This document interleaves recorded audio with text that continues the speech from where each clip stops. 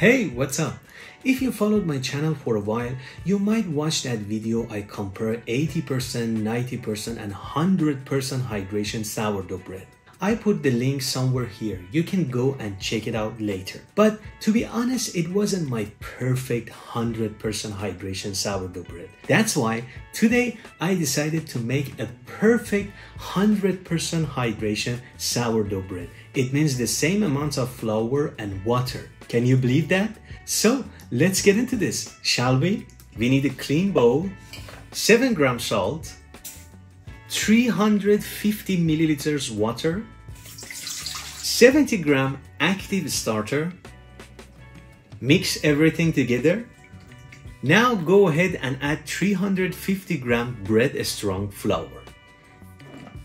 You need to use a very strong flour, something contain at least more than 12% of protein. And with a simple movement, just mix the ingredients together. We don't want to knead this dough. Actually, we can knead this dough because it's very high hydration, right? Once everything mixed properly and there is no dry spot anymore, to clean the bowl, you can use a spatula or a dough scraper. Simply just clean all the sides. And that was it. Let it rest for 30 minutes. Let the time do your job. Now, time to give this bad boy 2 sets of stretch and fold. So, I'm gonna wet up my hands and I'm gonna grab all the sides, stretch a little bit and fold to the center. Grab, stretch, fold to the center. Grab, stretch, fold to the center. Once you finish all the sides, wet up your hand one more time and grab the dough a couple of times, lift it up and try to make it a beautiful round shape. Try to kind of clean the bowl properly. And let it rest for another 30 minutes.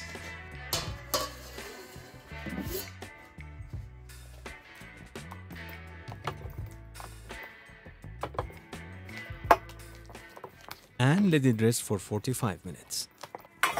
Now I'm gonna give these bad boys few coilful. It really depends on gluten development.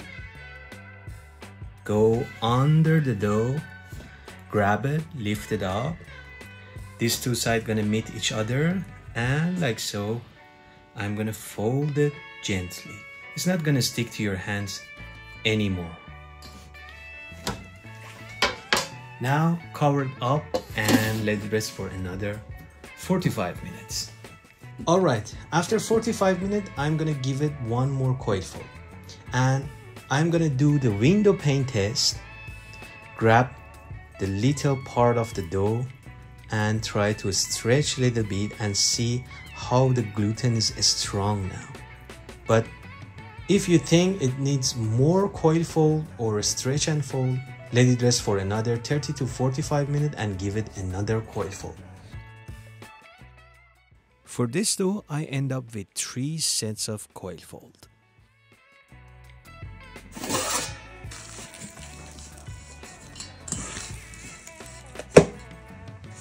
This time you need to be very, very gentle.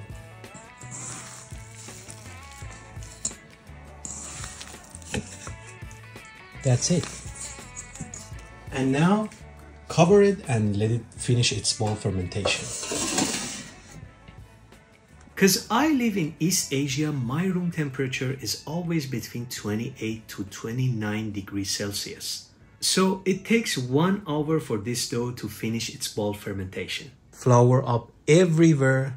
Keep the bowl upside down and the dough gonna release.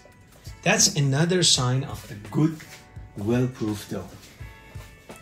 Now be quick at this stage. Go ahead, grab each side and put it in the center. We want to pre-shape the dough so the dough come together and hold its shape one more time before shaping. Flip the dough and try to round the dough up like so.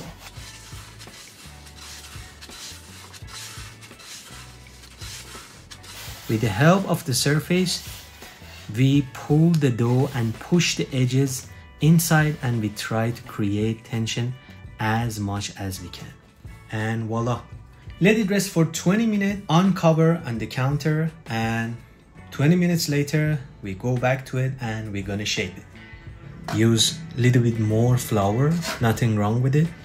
And quickly, with the help of a scraper, I'm gonna go under the dough and I'm gonna flip it.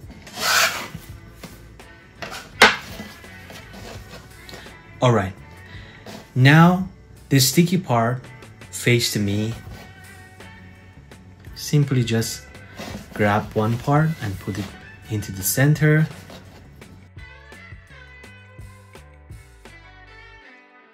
We are going to tucking the dough while we are rolling.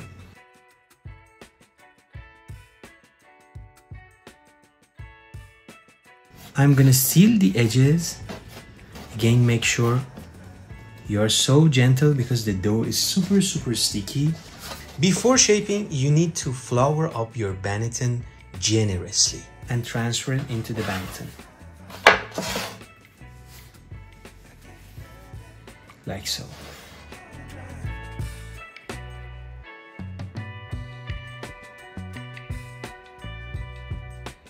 Alright, if you want to bake it the same day like me, before you're gonna bake it, put it into the fridge at least 1 hour. Simply let it proof on the counter, do the poke test.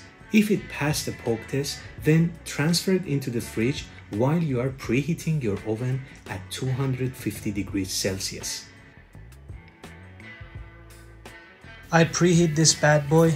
Sorry for the mess because I haven't used this for a long time. Be careful, this thing gets so much heat from the oven and it's super hot. Bring your baking paper, safety first. Transfer the dough. Hopefully it's not gonna stick. 45-degree angle. Yes, that's it. Nothing wrong with trimming your skull. Be my guest and just transfer it. Little spray of water. Again, carefully into the oven for 20 minutes, and after that bake for another 20 minutes without lid.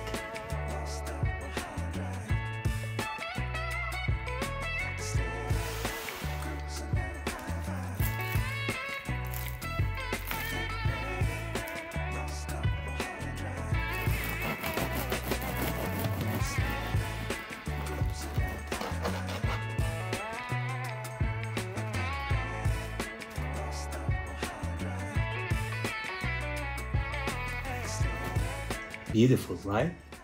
If you like this video, make sure you subscribe my channel so you don't miss my next video. Like always, keep baking and take a good care of yourself.